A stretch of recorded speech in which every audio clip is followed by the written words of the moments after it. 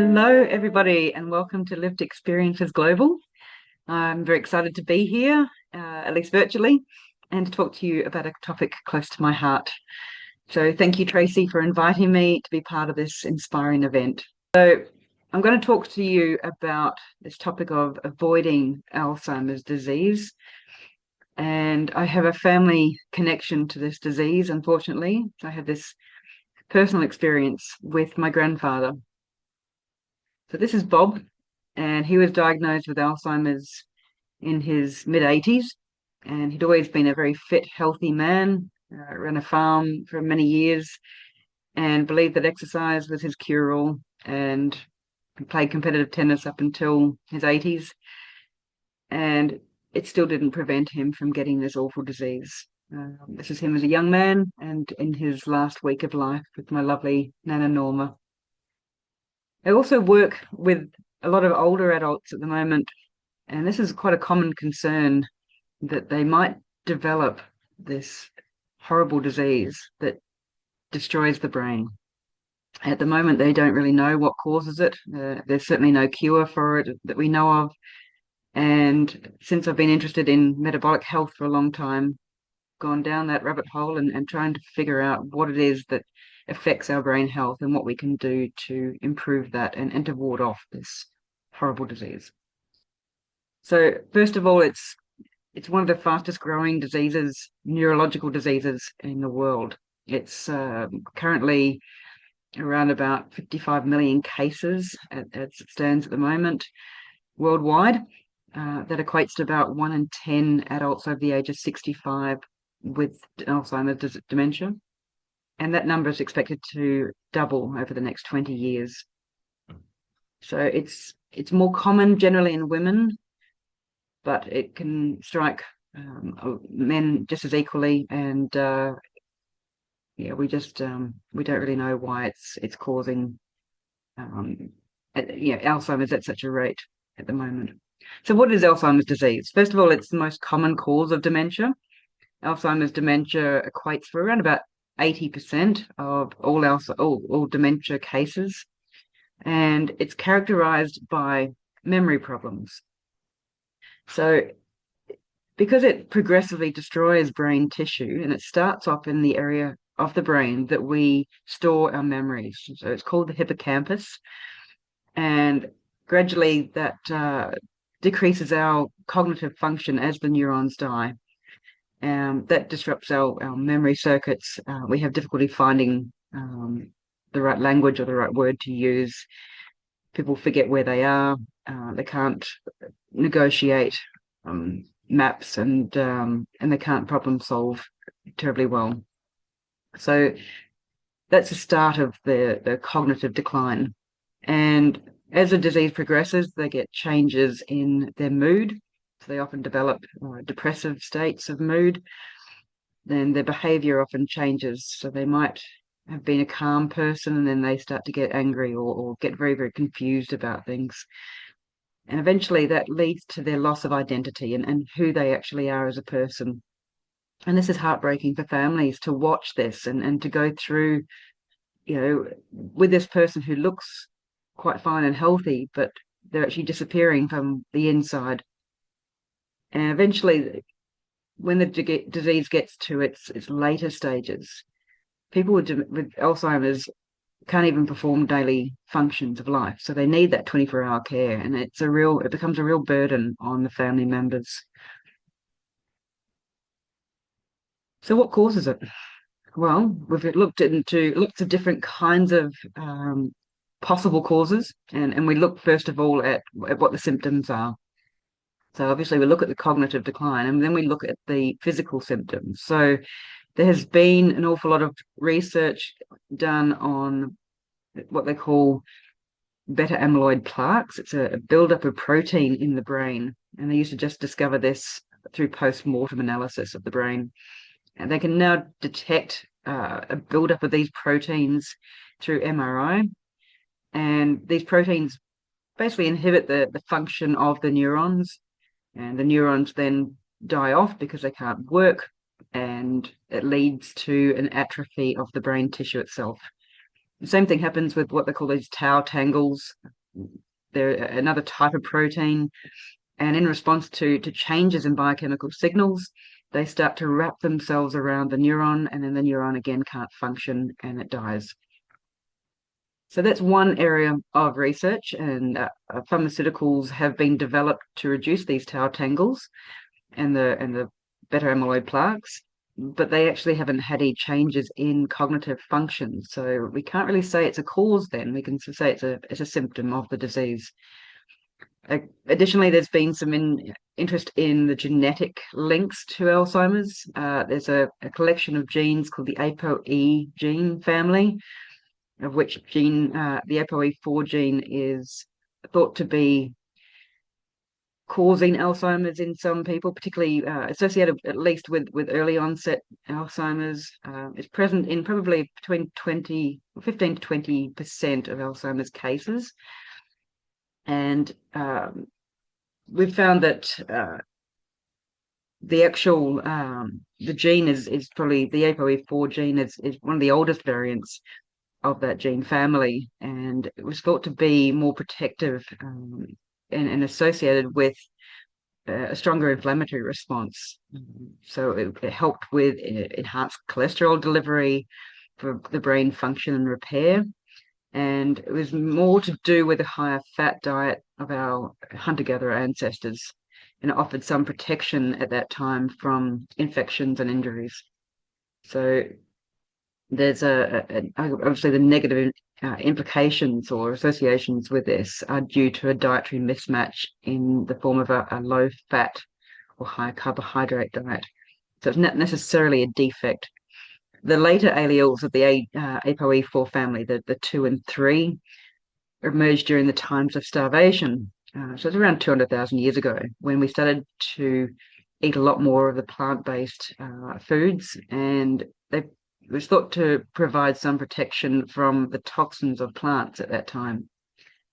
Interesting that the modern hunter-gatherers, such as the Inuits in northern Canada, if they eat a traditional diet, they don't develop Alzheimer's, and yet they have a very high frequency of this ApoE4 gene. So we know that that doesn't cause Alzheimer's in every case, and we certainly know that the beta amyloid proteins don't either. So going a little deeper, there's some more.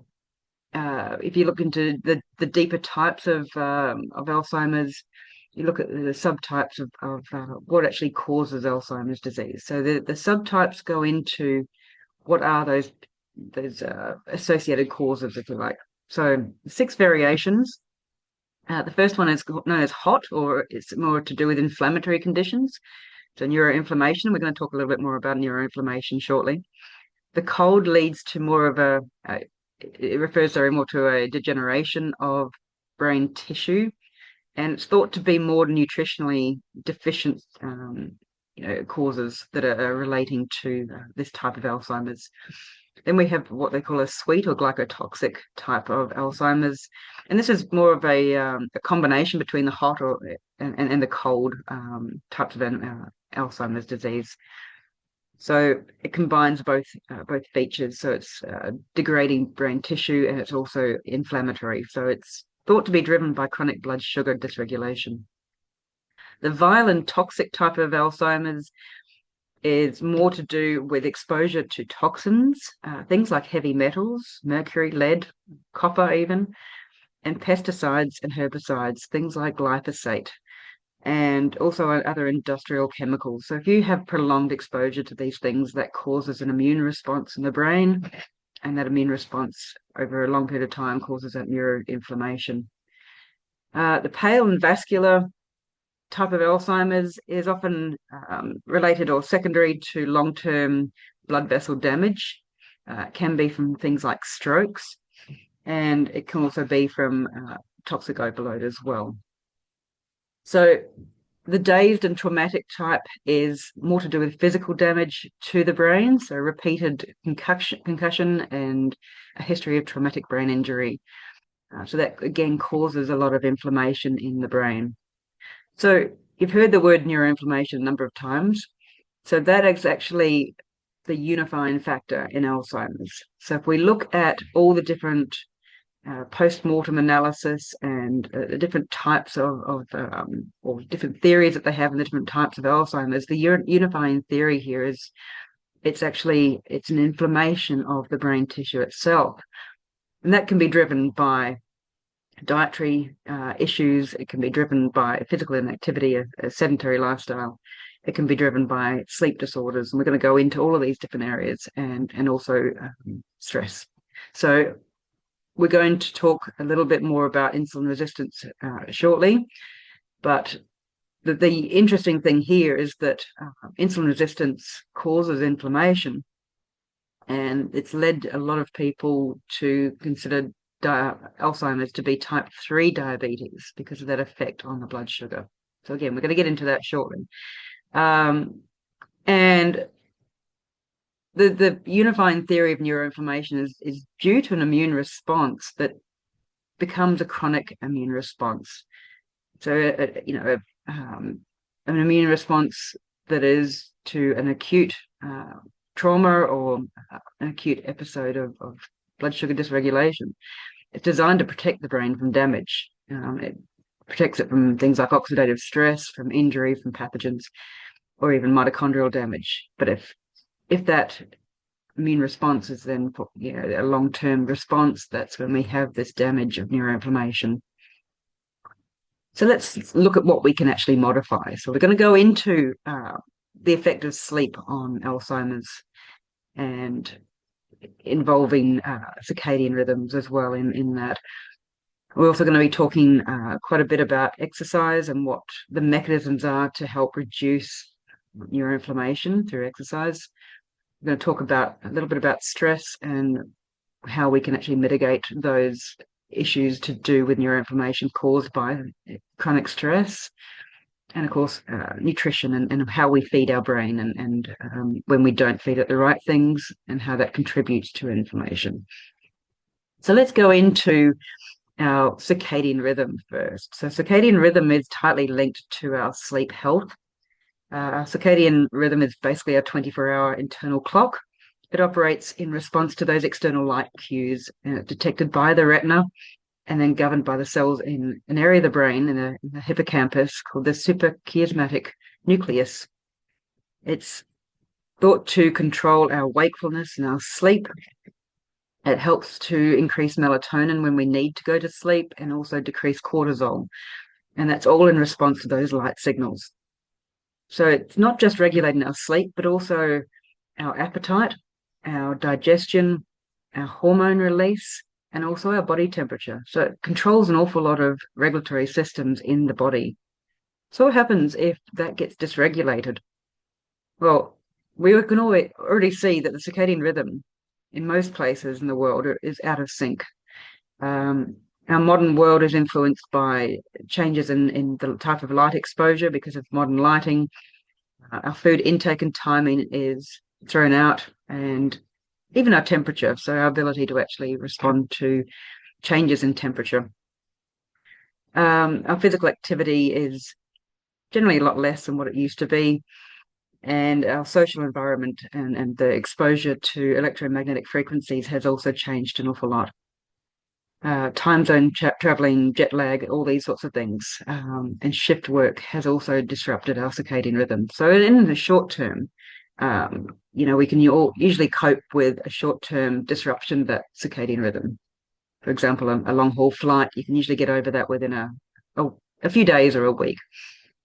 And that will cause a bit of drowsiness and a bit of, short-term memory loss, perhaps. You might have difficulty focusing on things. You might not be able to concentrate very well. You also might not be able to get over colds and flus or those sorts of things a little bit, they might take a little bit longer to heal. But in the long term, those long-term effects of a disrupted circadian rhythm will have profound effects on your brain health. And it disrupts our metabolic rate. It disrupts our balance of neurotransmitters and hormones. And it can also cause long-term serious mood disorders like depression and bipolar disorder. So it's quite a serious thing. So what happens if we don't sleep terribly well? And how does that relate to Alzheimer's disease? Alzheimer's is actually linked very closely with sleep disorders. So over 60% of Alzheimer's patients have a diagnosed sleep disorder.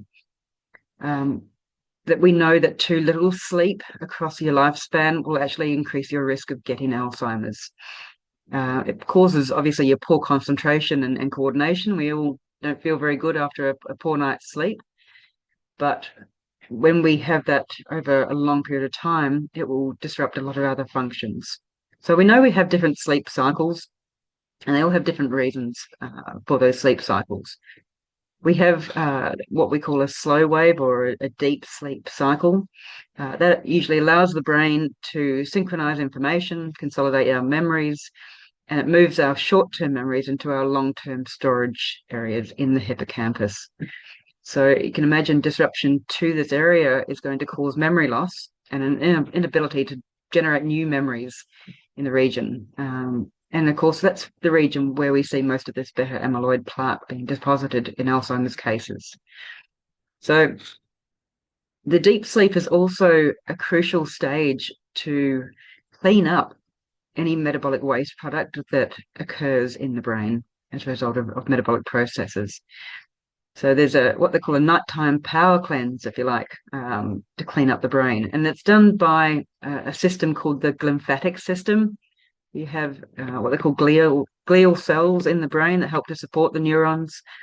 Those glial cells will actually shrink during deep or slow wave sleep, and that allows more space between the neurons. And what happens is the cerebral spinal fluid comes in and it helps to flush out all that debris or sort of damaged cells or metabolic waste products. Now, if that doesn't happen, if there's some disruption to that phase of sleep, that metabolic waste product can then build up around those neurons. And this, again, is contributing to those beta amyloid plaques.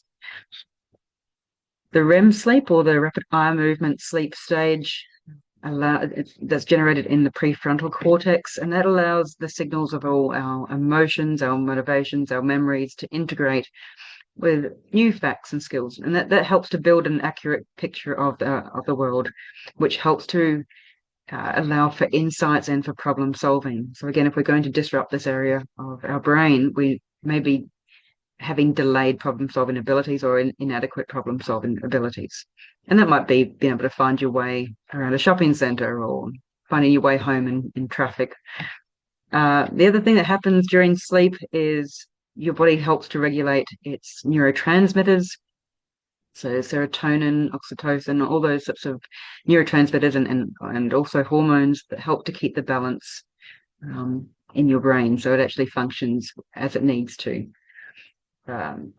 When we have a poor night's sleep, our brain cells become less responsive to insulin, and that can contribute, along with diet, to insulin resistance and altered hunger signals. So again, we're the circadian rhythm thing, we're affecting our hunger hormones, and that gets thrown out if we don't sleep well. Or if we have different signals than what the brain is meant to have at certain times of the night.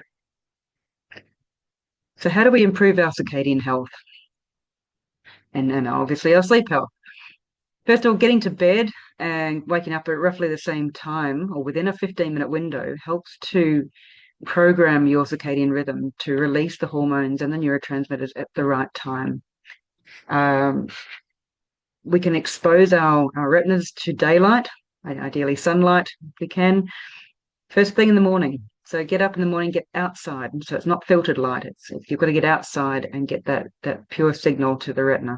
And that allows that circadian rhythm to set up for the day, and it allows that normal rise of cortisol that you get in the morning. And then at night, reducing your exposure to blue light and also those electromagnetic frequencies. What they do is the blue light from screens will actually block melatonin, and it will increase your levels of cortisol, which is your stress hormone. So we want to try and block that as much as possible by using, you can use blue light blocking glasses or globes. You can use candles, but just trying to avoid that blue light after sundown will help to get your body primed for sleep. and allow you to establish that routine. Eating before sundown, or at least 3 to 4 hours before you eat, will also help to ensure good circadian health. It'll allow a good sleep routine. Your body temperature can come down a little bit after you've eaten, and it will go into sleep mode instead of digestion mode. So there's lots of different options there you can try out. And the other thing is, if you do have difficulty sleeping, if you suffer from insomnia or even sleep apnea, please go and get treatment for that immediately, because that will help you to address those issues and try to get a good night's sleep. It's such an important aspect of avoiding Alzheimer's disease. So let's go into nutrition a little bit now. So nutrition is vitally important, obviously, to our brain health. And there's a lot of research coming out now to show how important that is. Now, the brain is only 1.9 or less than 2% of our entire mass of our bodies, but it uses more than 20% of our nutritional needs, or our energy needs. So how we fuel our brain is probably the area that we have the most control over. And the brain has a much higher demand for energy because it has the most amount of mitochondria in the whole of the body. So we're looking at up to 2 million mitochondria per neuron, which is a huge amount of energy producing cells, or part of our cells, I should say, in each neuron. So if you're not fueling those mitochondria of the neurons properly, you're not going to be able to get those neurons to function optimally. So the fuel for powering these neurons, obviously, it comes from what we eat. And if we eat things that the neurons can't use, or the mitochondria can't use, or that can impair their function, the brain can't get that nutrition. So we know that things like vegetable or seed oils, and as well as excess sugar, are known to cause inflammation and oxidative stress at that mitochondrial level. Highly processed foods, for example, that are high in omega-6 fatty acids, they cause a lot of inflammation in the brain, and they cause damage to that mitochondria and impair that energy production at that level. And the result is the brain will atrophy and it will shrink. The long-term effect of that loss, obviously, it's many different ways. Alzheimer's is just one of those. But we know that over time, that overconsumption of glucose and also seed oils contributes to that mitochondrial damage. So what else does sugar do to the brain? Now, we know that it can directly damage the integrity of that blood vessel lining, the endothelium, and it decreases blood flow. So we have this increased blood viscosity with too much sugar in our bloodstream. So again, not just a damage to the blood vessel lining, but that increased viscosity means that you're actually going to get a reduced blood flow to the brain. And of course, the blood flow is vital for delivering those nutrients and oxygen to the brain. We know that it increases the amount of inflammatory cytokines traveling around the brain that cross over the blood-brain barrier and cause that inflammation. We know that sugar increases insulin resistance, so particularly for a long period of time. That will then affect the ability to provide fuel to those brain cells. And too much sugar will also decrease the release of a substance called BDNF. It's called brain-derived neurotrophic factor, and that's vital for the formation of new neural networks, which are involved in memory formation and learning. Sugar is not very good for the brain, in a nutshell. So what happens with insulin resistance in the brain? So this is a metabolic problem. It's basically insulin levels high for too long, and particularly in response to too much carbohydrate in the diet. And in a standard Western diet, glucose provides between 97 and 99% of the brain's energy. Insulin resistance in the brain means that your brain could be swimming in glucose, but it can't actually access it. That insulin can't cross the blood-brain barrier effectively, and so you get this starving brain, this energy deficit in the brain. And if the brain neurons can't get fuel, they can't work. Okay, so in an Alzheimer's disease, the ability to utilize glucose actually decreases by about 50%. And we can see this particularly in those early stages with low energy, confusion, irritability a lot of the time. inability to focus, mood swings, and even depression. And basically, we're starving the brain of any kind of fuel. There's a PET scan here that I've included to show that glucose uptake in a normal, healthy adult brain, an older adult, and a glucose deficit in the Alzheimer's patient. So you can see the red and yellow sections there in the healthy adult brain that are able to take up that glucose and process that, and the Alzheimer's brain just is not able to do that. So there's no energy getting to that brain, or very little energy getting to that brain. So therefore, the neurons just can't function properly. Okay, so the other thing that causes a lot of inflammation in the brain, I did touch on this before, is what we know as vegetable or seed oils. So when we think about vegetable oils, or we think about canola, sunflower oil, those sorts of things, we think about a field of flowers, don't we? And unfortunately, that field of flowers is then processed in a factory using high heat, high pressing, and they use things like solvents, like a hexane is a popular one that produces or extracts the oil and produces this cheap oil that is more like something you'd put in your car, not on your salad. And unfortunately, the body can't recognize these oils. So, they set up this inflammatory reaction at the mitochondrial level. It actually causes damage to areas of the mitochondria that are involved in energy processing. So basically, we're starving the brain of energy by the use of these oils, and then creating that neuroinflammation as a result as well. So what's the alternative to glucose and an alternative to using these seed oils? Ketones. Now, you may have heard a bit about ketones up to this point, and probably in the conference you'll hear this word a lot. But ketones are an alternate fuel for the brain. In fact, it's the brain's preferred fuel. And the reason for this is because it's a more efficient type of fuel, and it's actually neuroprotective as well as being anti-inflammatory. So ketones are produced in the liver from the breakdown of our own fat cells. And if we eat a low carbohydrate diet, we can actually have more of these ketones circulating in our blood, and therefore crossing that blood-brain barrier with no problems. We don't need insulin to utilize ketones as a fuel source for our brains. So that the brains actually, the brains of people who are in ketosis actually have enhanced mitochondrial function. Their mitochondria last longer and they produce more energy. So they actually produce a lot more of that unit of energy. It's called ATP than glucose does. And it's in a much more efficient way. So you get more energy, you get more brain power, essentially.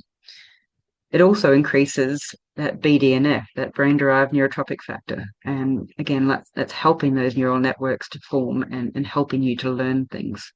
So ketones can be an incredibly powerful tool to improve your brain health. So how do we raise our ketone levels? Well, the most efficient way, obviously, is with a ketogenic diet. Now, that's what they term as a low carbohydrate diet. It's usually a lot higher in fat and moderate protein diet. So it's not a high protein diet, it's a moderate protein diet. So you're looking at carbohydrates at around less than 50 grams of carbohydrate a day. Ideally, you want to be at less than 20 grams of carbohydrate, particularly if you are already insulin resistant. And you can get that from lots of different whole food sources. So meat, natural fats, fish and seafood don't have any carbohydrates at all, and they have a lot of good nutrients for the brain. Things like vitamin B12, choline. Eggs in particular have a lot of choline, which is incredibly important for the neurotransmitter called acetylcholine. And acetylcholine is involved in nerve transmission, and the choline in eggs is part of that acetylcholine, if you can imagine. The other way you can raise your ketone levels is by use of exogenous ketones. These are things that you take that's not made in your body, that you can take them as a supplement. So things like coconut oil, MCT oil, which is a medium chain triglyceride oil, that will actually boost your ketone levels and provide that alternate fuel for your brain, which can be an independent adjunct to a ketogenic diet as well. So providing that alternate fuel source, particularly the brain's been damaged, it can be really quite protective of the neurons. So fasting is another way that you can improve your ketone levels. Fasting for a minimum of 16 hours can reduce your insulin levels to the point where your body starts to release its own fats towards the fuel. So it breaks down the fatty acids and they become ketones in the liver. And then that can be providing that alternate fuel source to the brain. Exercise can also trigger the release of ketones, but it's better in the context of a low carbohydrate diet as well. So let's talk a little bit about cholesterol. Cholesterol's been led to believe to be the villain for the past 60 years or so. It's thought to be harmful, particularly heart health. People have talked a lot about cholesterol clogging arteries. And unfortunately, it's not what it does. It's actually a protective anti-inflammatory compound that's incredibly important for our brains to function well. In fact, our brains make up around about, I should say, the cholesterol makes up around 20% of our brain, and it improves our response to illness and injury. And the myelin sheath that protects our nerves, helps with the delivery of nerve information, so speeds up that communication between nerves, is actually made entirely out of cholesterol. Helps to insulate that nerve as well. And if we decrease our amount of cholesterol in our blood artificially using things like statin medications, we can actually damage the brain tissue.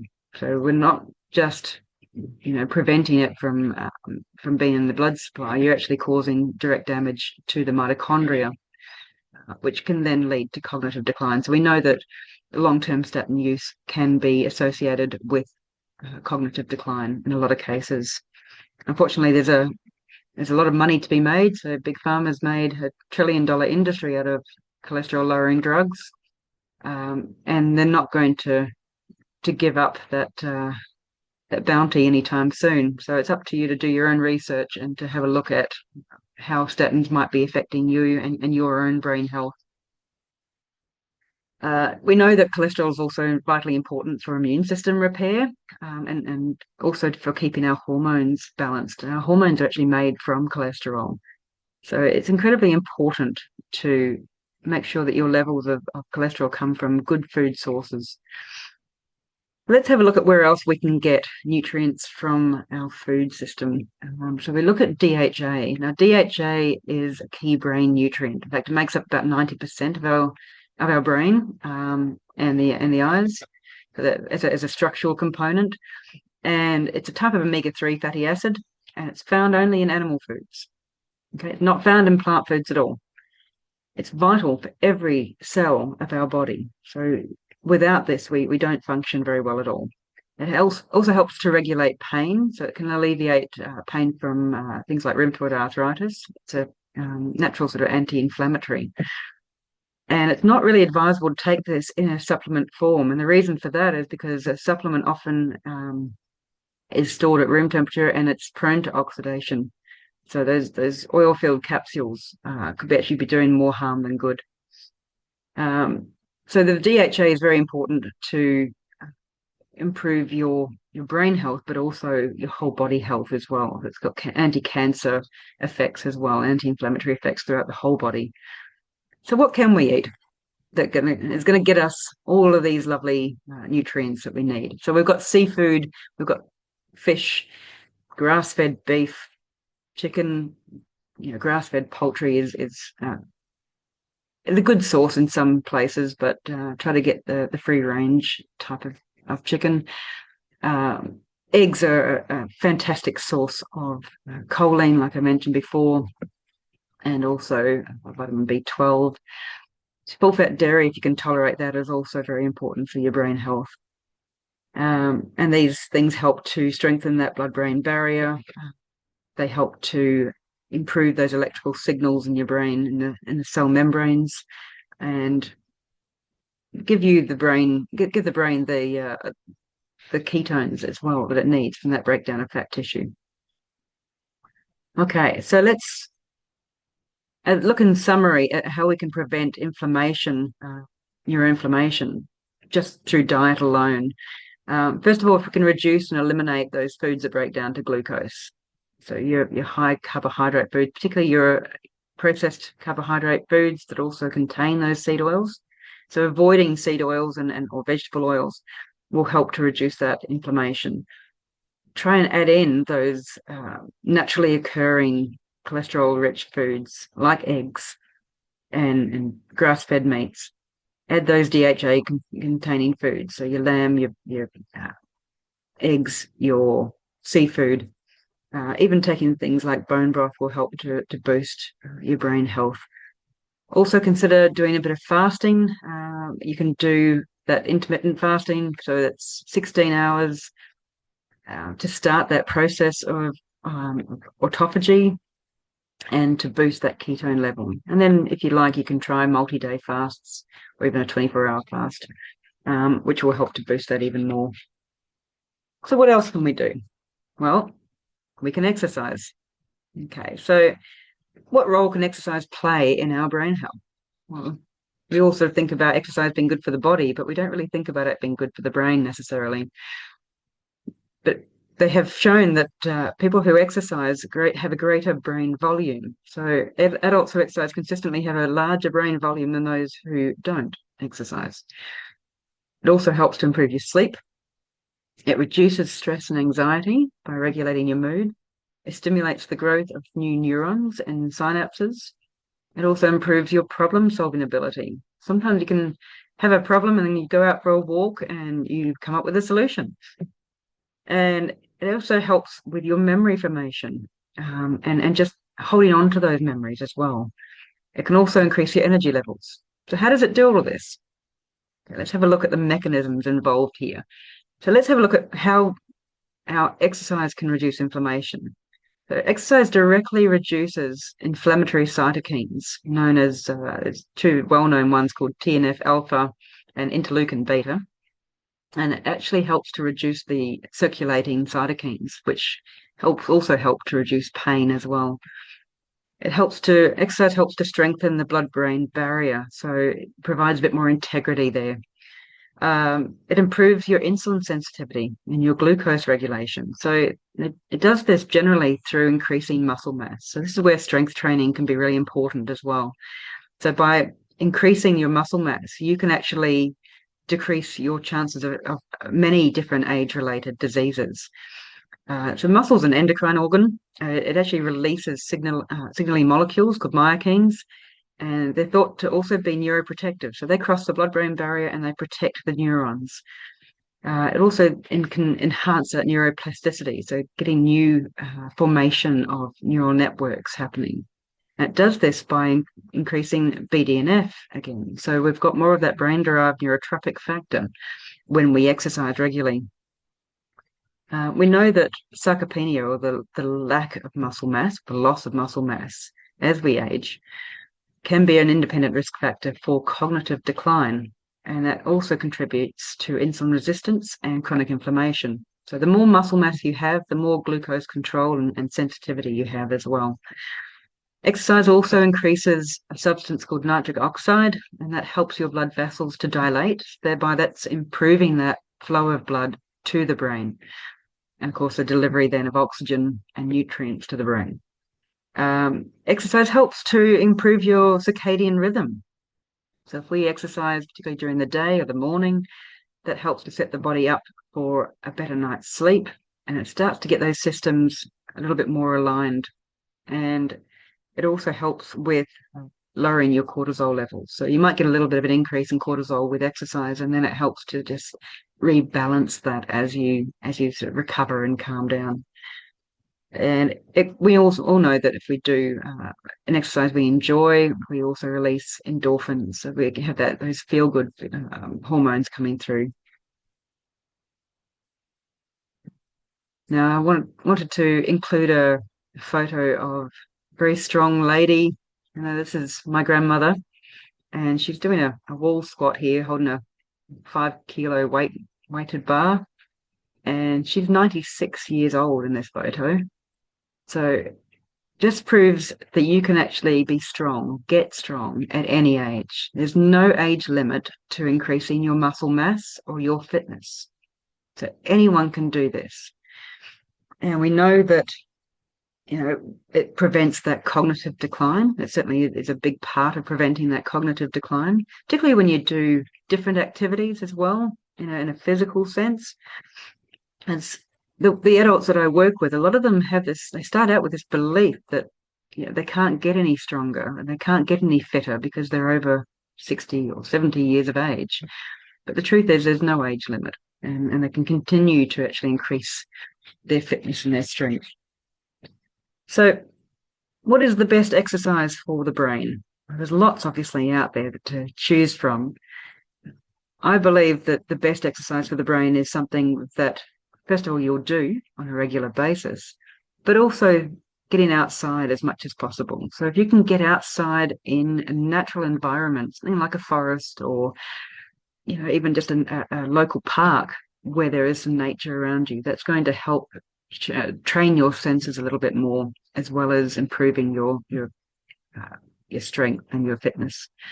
Getting outside into natural spaces helps to align the body with that circadian rhythm as well. So you can also do things like Tai Chi classes. You can do stand-up paddleboarding. You can do yoga, Pilates, even gardening will help to stimulate those neural networks as well. But certainly doing dual task training or learning something while you're exercising. It might just be learning a new routine in Tai Chi or Pilates. But there's a movement called dual task training, and that helps to incorporate those cognitive functions with a physical function. That again helps to boost that brain activity. So you can do things like learning a new language or listening to a podcast while you're going for a walk. You can do problem solving while you're weight training.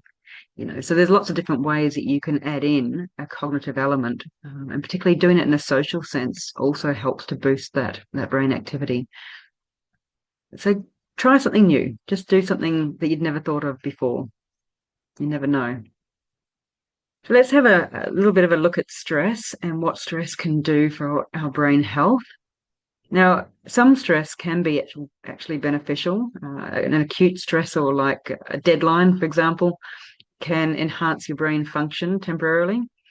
But chronic stress that takes a long time to develop and it persists over time can actually prevent the brain forming new neural connections. It can actually accelerate that age-associated decline.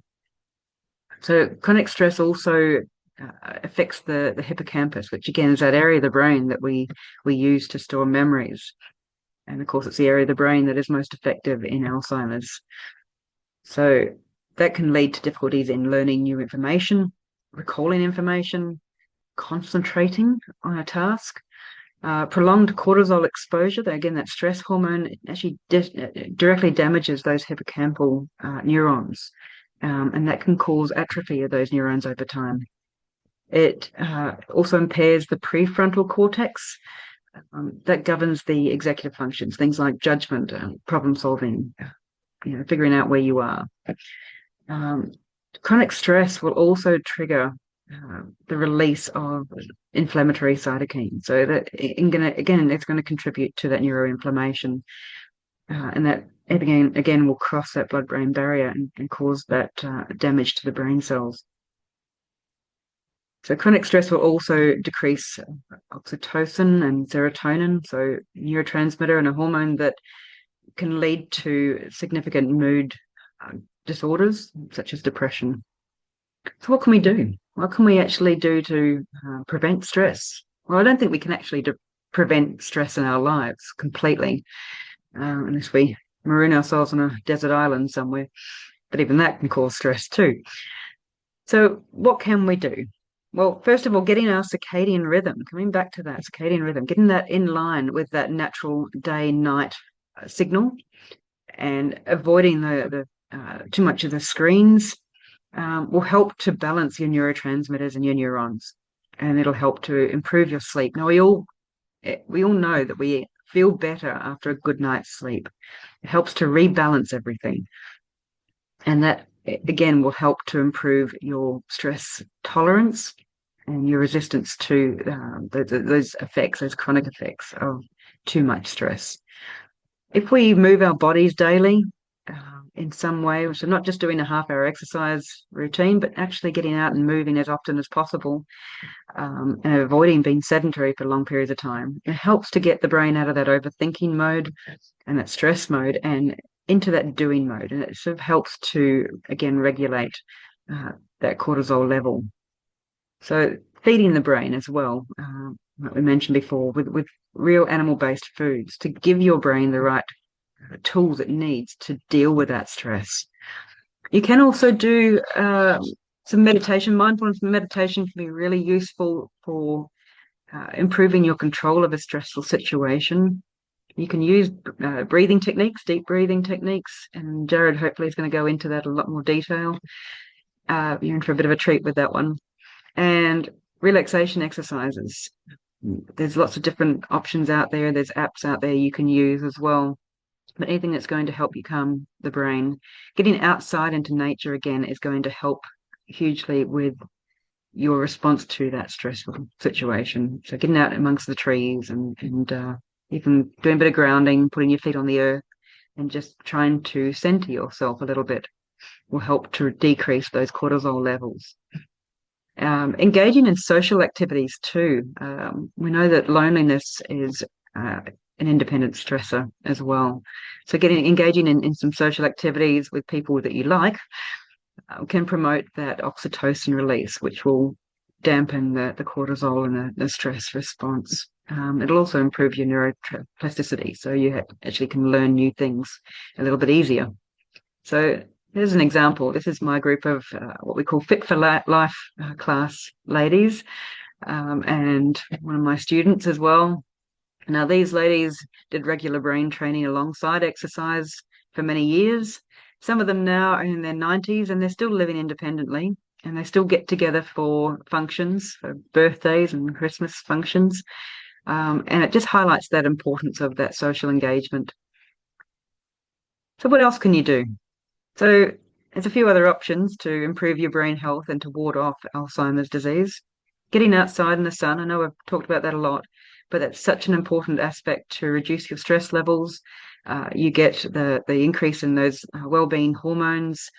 It also stimulates the release of nitric oxide, particularly that morning sun, which helps with your vascular health, blood flow to the brain. That's so important. Avoid using toxic chemicals. So you avoid that sort of vile or toxic type of Alzheimer's. And these are found in skin and hair products and air fresheners. There's a lot of exposure there that we really are just not aware of. So read the labels and have a look at what you're actually putting on your skin or in your environment, because these things can interfere with that hormone balance and mitochondrial health as well. Try something new. Try new things to stimulate the brain and improve those neural networks. And finally, the most important thing is to laugh as often and as deep and as long as you can, because laughing is good for the soul and for the brain. So it's been a pleasure to present to you all a topic that I feel quite passionate about. And I hope I've given you some hope and some options to adopt to improve your brain health and to avoid getting Alzheimer's disease. All right. Thanks very much. Bye.